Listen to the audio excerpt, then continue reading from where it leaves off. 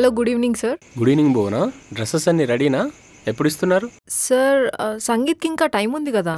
అయితే మీరు సంగీత్ రోజే ఇస్తారా? 3 days ముందే కావాలి. మన ప్రీ వెడ్డింగ్ షూట్కి ఫొటోస్ దిగాలి కదా. ప్రీ వెడ్డింగ్ కాస్ట్యూమ్స్ ఆల్రెడీ పంపించేశాను కదా సార్. పెళ్లి కొడుకు పెళ్లి కూతురుకు పంపించావమ్మా, మిగతా వాళ్ళకి పంపించలేదు కదా. సార్, ప్రీ వెడ్డింగ్ షూట్ తెలుసమ్మా. ప్రీ వెడ్డింగ్ షూట్ అంటే బ్రైడ్ గ్రూమ్ మాత్రమే చేసుకుంటారు, కానీ వీళ్ళు అలా కాదు. వీళ్ళు బాగా బలిసిన ఫ్యామిలీ. సో వీళ్ళింట్లో ఏ ఫంక్షన్ అయినా సరే అందరూ కలిసి ఫొటోస్ దిగుతారు. కాబట్టి మీరు అందరికీ 2 రోజుల్లో రెడీ చేసి పంపించండి. శోభనానికైనా బ్రైడ్ అండ్ గ్రూమ్లకి మాత్రమే కాస్ట్యూమ్స్ కావాలా, లేకపోతే వాళ్ళ ఫ్యామిలీ మొత్తానికి కావాలా? నాకు అదే డౌట్ వచ్చిందమ్మా, కానీ వీళ్ళకి అవసరం లేదంట. అయినా అందరివి 2 daysలో అంటే చాలా కష్టం సార్. ఎంత కష్టమైనా పర్లేదు, 2 daysలోనే కావాలి ఖచ్చితంగా. కావాలంటే 3-4 టైలర్స్ని హైర్ చేసుకో. డబుల్ పేమెంట్ ఇస్తానని చెప్పు.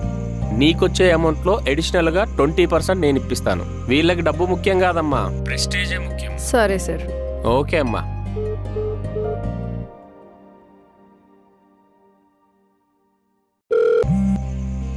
శివన్న, మీ ఫ్రెండ్ ఎవరో ఎప్పటి నుంచో వర్క్ కావాలని అడుగుతున్నాడు కదా. అవును బోనా. అతని హెల్ప్ తీసుకోండి. ఆ వెడ్డింగ్ కాస్ట్యూమ్స్ అందరివి 2 daysలో స్టిచ్చింగ్ అయిపోవాలి. ఓకే, నువ్వు టెన్షన్ పడకు, 2 daysలో రెడీ చేయిస్తా. Thank you.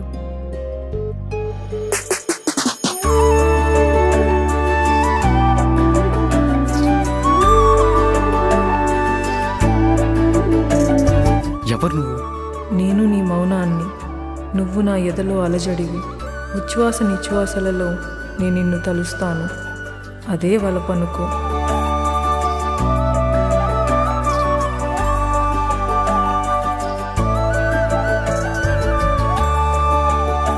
నన్ను వదిలి వెళ్ళకు. నువ్వు నా కౌగిలి, నేను నీ కలల వాకిలి.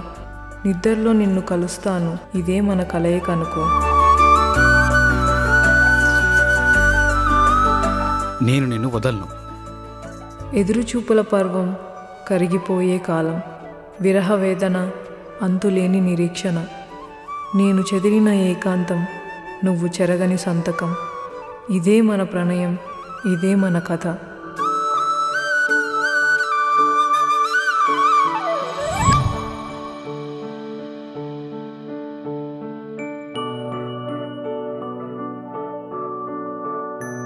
ఎవరి అమ్మాయి? మన పక్కింటి అమ్మాయి భువననా?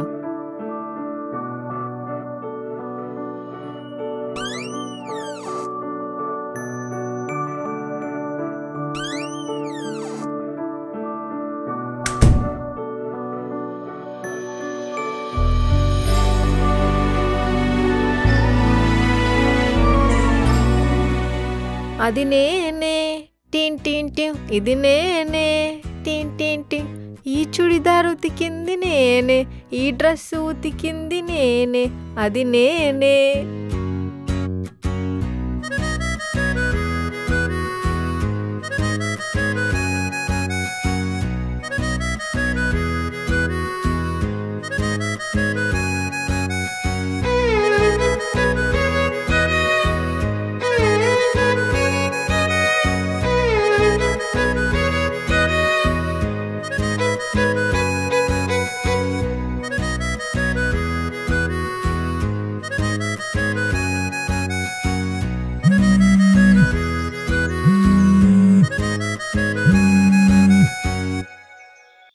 Hello sir. ఒక ఇంపార్టెంట్ న్యూస్ కవర్ చేయాలి, అర్జెంటుగా వచ్చాయి.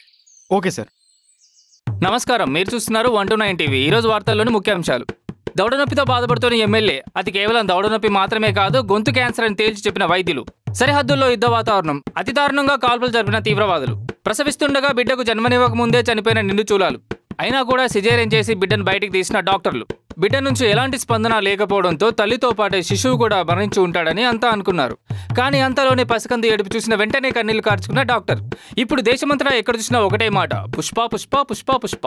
ప్రీ రిలీజ్ బిజినెస్ లో రికార్డ్స్ క్రియేట్ చేసిన పుష్ప రిలీజ్ అయ్యాక కూడా అన్ని రికార్డ్స్ తన ఖాతాలో వేసుకుని 1 అంటూ day 1 gross and collections fastest 500,000 1,500 crores collection రాబట్టి పుష్పరాజ్ తన హవా కొనసాగిస్తున్నాడు.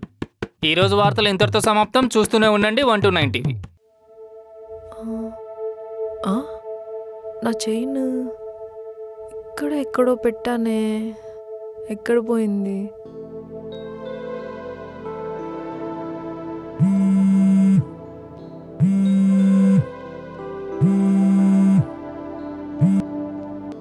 సార్ ఇవాళ ప్రజెంటేషన్ ఇవాళ గుర్తుందా?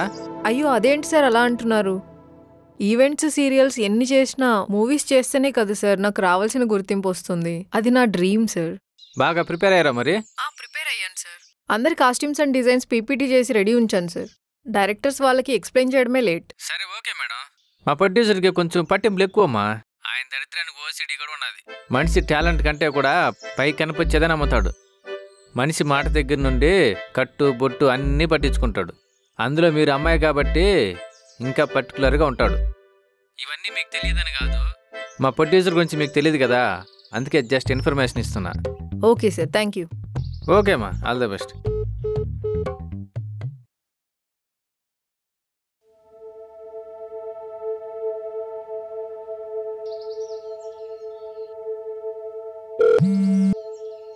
భువనా, శివన్న ఎంతవరకు వచ్చింది? నైట్ నుంచి గ్యాప్ లేకుండా స్టిచ్చింగ్ జరిగింది. మధ్యలో కొంత మెటీరియల్ తక్కువ పడింది. నువ్వు వస్తే మెటీరియల్ తీసుకుందాం. ఓకే, నేను వస్తున్నాను. షాపింగ్ మాల్ దగ్గరకు వచ్చేసేయండి. రే రాజేష్, ఎడమవే పకోడీవే. పకోడీనా? ఏం రాస్తున్నాడు వీడు? ఎడమవే పకోడీ. ఓ హే విశ్వ, ఎప్పుడొచ్చావు? రారా బూతులు బాబా. ఏం రాస్తుండవరా నువ్వు? ఆర్టికల్. అవునా, నువ్వు రాసింది ఆర్టికల్ కాదురా, పచ్చి బూతులు. నేను రాసిందేంటి? ఎడమ వైపు కుడివైపు ఎంతో వ్యత్యాసం ఉంటుంది. కుడి ఎడమైతే పొరపాటు లేదనేది తప్పు, కుడి ఎడమైతే పొరపాటే, ఏమరపాటుగా ఉండకు. అది సెంటెన్స్. నువ్వేం రాస్తుండవు? పకోడీ అని రాస్తుండవు. నిజం చెప్పు, నీకు తెలుగు వచ్చారా? రాయడమా చదవడమా? రెండు.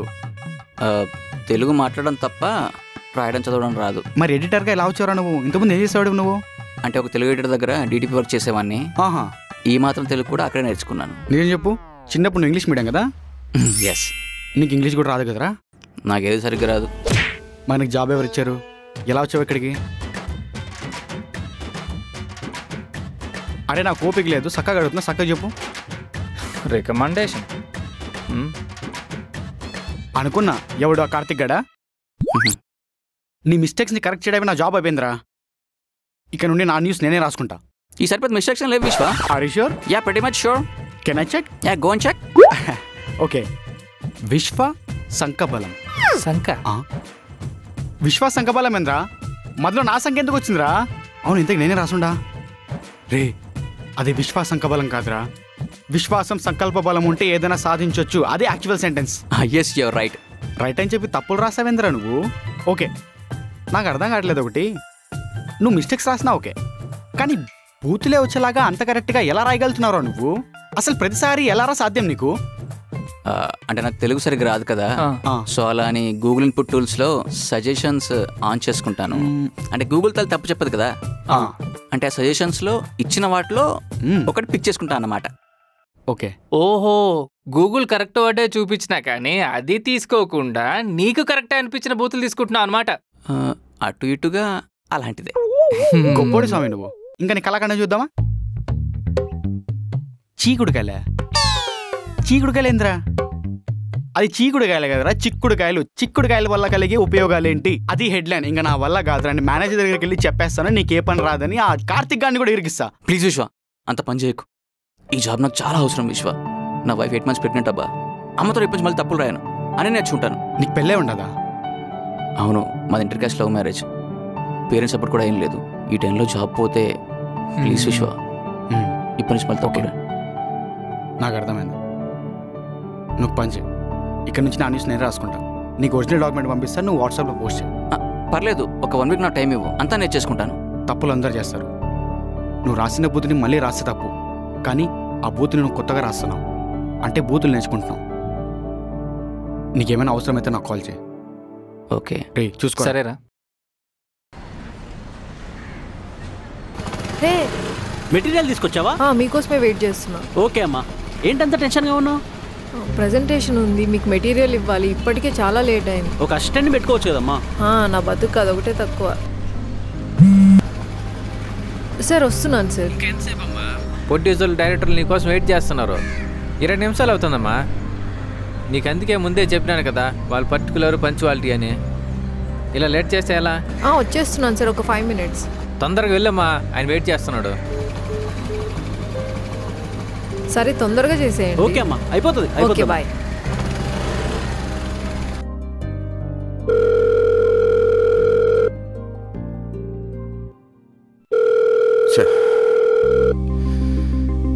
ఇంత ఇంపార్టెంట్ ప్రెజెంటేషన్ పెట్టుకుని ఎక్కడికి వెళ్ళింది? ఫోన్ కూడా లిఫ్ట్ చేయడం లేదు. చే సార్ కాఫీ. సార్ నాకు 2 days లీవ్ కావాలి సార్. ఎందుకు? ఊరు వెళ్ళాలి సార్. అదే ఎందుకు? చిన్న పని ఒకటి ఉంది. అంత చిన్న పనికి అంత దూరం వెళ్ళడం అవసరమా?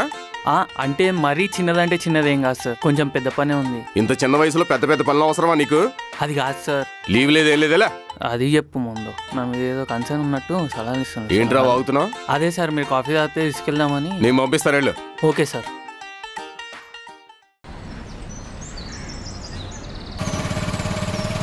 అబ్బాయి ఏంద్రా చాలా వచ్చినా మామ పైనుంచి అనుకుంటా.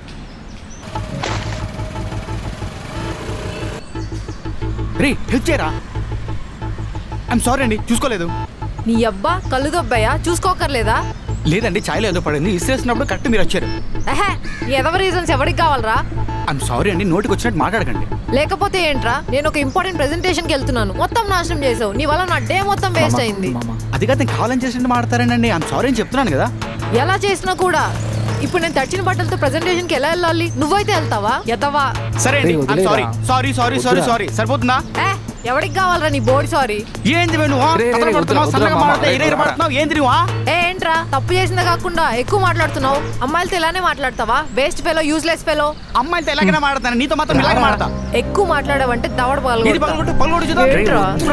దొంగ నా కొడుక, చెత్త నా కొడుక, లోఫర్ నా కొడుక. ముంచిపోతానా? ఆగు మామా నువ్వు. హలో భువనా, ఇలా చేస్తే నీకు అవకాశాలు ఎలా వస్తాయి? ప్రొడ్యూసర్లు డైరెక్టర్లు వెయిట్ చేస్తున్నారు, త్వరగా వెళ్ళు. వస్తున్నాను సార్. చీ నీ పని చెప్తాను. చూసావా అది? చూసావా మామా వదిలే. ఎంత పొగర్రా దానికి. నువ్వు మళ్ళీ దొరుకురు, నీ సంగతి చెప్తా.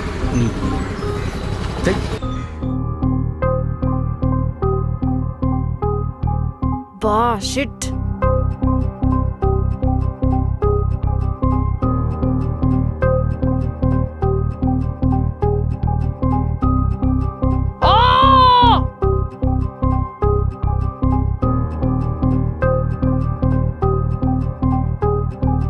నీకేమన్నా పిచ్చా?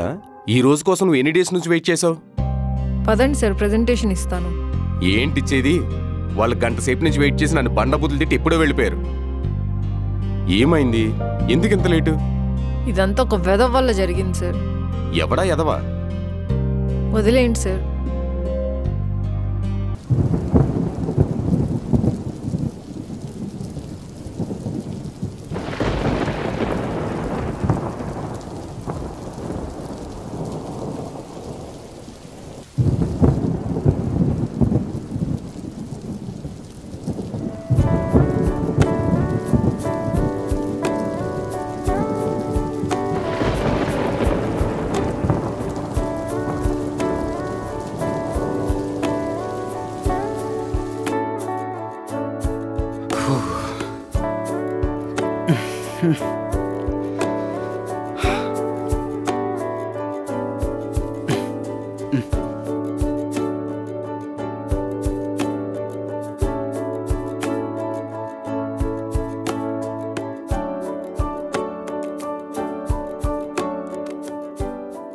ఈ అమ్మాయి ఎవరు, ఏ ఫ్లాట్లో ఉంటుందో కూడా తెలియదు కదా. సెక్యూరిటీకి ఇచ్చేద్దాం. ఇంటి వాచ్మెన్ గారు భార్య ఏంటి ఇంకా రావట్లేదు? ఏడపోయిందో ఈ టైంలో ఎక్కడికి సార్? బొండల బజ్జీలు తిన్నాను. నీ దగ్గరికే. నా దగ్గరికి ఎందుకు సార్? ఈ బట్టలు నీకు ఇద్దామని. సార్ మీరు నాకు బట్టలు అంత ఓవరాక్షన్ చేయగలరా రే? పైన అమ్మాయి ఎవరో బట్టలు ఆరేసింది, తడుస్తాయని తీశాను. ఆ అమ్మాయి ఎవరో నాకు తెలీదు. అంటే మీకు తెలియని అమ్మాయి నాకు మాత్రం ఎలా తెలుస్తుంది సార్? అంటే ఇప్పుడు వచ్చిపోయే వాళ్ళందరినీ నేను మేడం మీరేమైనా పైన బట్టలు ఆరేసారా, మేడం మీరేమైనా బట్టలు ఉతికారా అని అడగమంటారా నన్ను? రే మీ ఎవరిని అడక్కు. ఆ అమ్మాయి వచ్చి పైకి వెళ్ళి చూస్తుంది. బట్టలు ఏమైనా నీ దగ్గర వచ్చి అడిగితే అప్పుడు ఇవ్వు. ఓకే సార్, మీరు ఇచ్చారని చెప్పి మరీ ఇస్తాను సార్. అవసరం లేదు, నార్మల్గా ఇచ్చే. Okay sir. మీరెవడో నా ప్రాణాన్ని ఏదో పనులు అంటే వచ్చి డిస్టర్బ్ చేస్తాను. నేను పని పాటలు లేనట్టు సార్.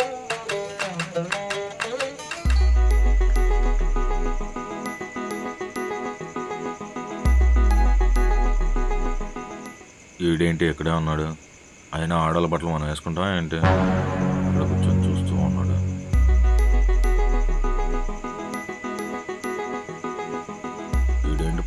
ఇటు నుంచి పొరాసామి నేనేం వేసుకుని నీ బట్టలో. సార్ మీరు అమ్మాయి కోసం వెయిట్ చేస్తున్నారు కదా? నేను ఎందుకు అమ్మాయి కోసం వెయిట్ చేస్తాను? నాకు తెలుసు సార్, లేకపోతే ఎప్పుడు కిందికి కూడా రాని మనిషి సెల్లార్లో కూర్చొని వెయిటింగ్లు. ఏయ్ అలాంటిదేం లేదురా. ఏయ్ దొంగ.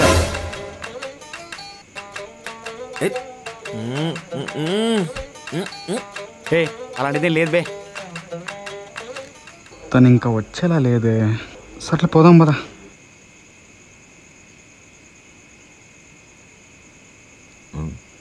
హట్ అయినట్టున్నాడు పాపం.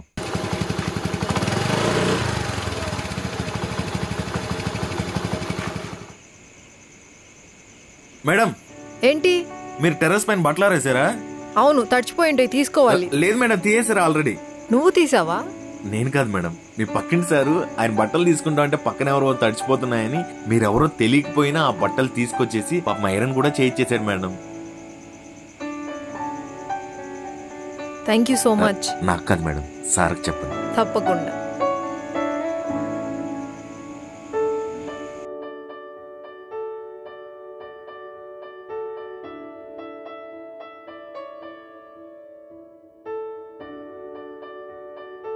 ఒక వెధవ నా ప్లాన్ నాశనం చేస్తే ఒక మంచివాడు నేనెవరో తెలియకపోయినా నాకు సాయం చేశాడు.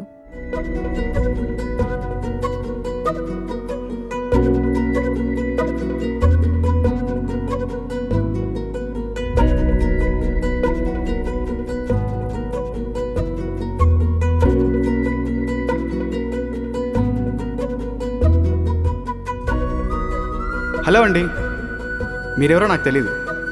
పొద్దున్న టెర్రస్ మీద బట్టలు ఆరడానికి వచ్చాను. అప్పుడు మీరు పాట పాడుతూ డాన్స్ చేస్తూ ఉన్నారు. By the way me dance చాలా బాగుంది అండ్ పాట కూడా. అప్పుడే మిమ్మల్ని వెనక నుండి చూశాను. సారీ, మీకు తెలియకుండా మిమ్మల్ని చూశాను, కానీ ఫేస్ చూడలేదులేండి. చూడ్డానికి మాత్రం చాలా ట్రై చేశాను, కుదరలేదు. ఇందాక వర్షం స్టార్ట్ అయిందని బట్టలు తీసుకోవడానికి వెళ్తే మీ బట్టలు కూడా అక్కడే ఉన్నాయి. ఆ బట్టలు మీవే అని తెలుసు, కానీ మీరెవరో తెలియదు. మీరెవరో తెలియకపోయినా లైఫ్లో ఎప్పటి వరకు ఎప్పుడు ఎవరికి లెటర్ రాయని నేను ఫస్ట్ టైం మీకు లెటర్ రాస్తున్నాను. యాక్చువల్లీ ఒక అందమైన అమ్మాయికి అబ్బాయి లవ్ లెటర్ రాస్తాడు, కానీ ఇది లవ్ లెటర్ కాదు, జస్ట్ లెటర్. అసలు మనకి ఎలాంటి పరిచయం లేకపోయినా ఇలా లెటర్ రాయాల్సి రావడం కొత్తగా వింతగా ఉంది కదా. అవును, మరి ఈ రోజుల్లో లెటర్ రాయడం అంటే వింతే. అసలు నేను మీకు లెటర్ ఎందుకు రాస్తున్నానంటే మీకు ఒక విషయం చెప్పడానికి. అదేంటో తెలుసా? మీ గోల్డ్ చైన్ నాకు టెర్రస్ మీద దొరికింది. అది కూడా ఈ లెటర్తో పాటు గోల్డ్ బాక్స్లో భద్రంగా దాచాను. ఇంకెప్పుడు విలువైనవి అలా పడేసుకోకండి.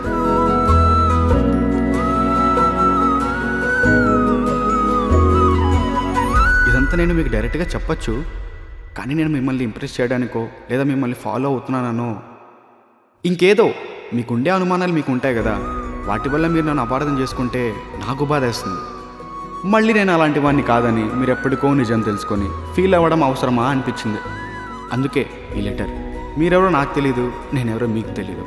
కూల్ అండి, ఉంటాను మరి, బాయ్.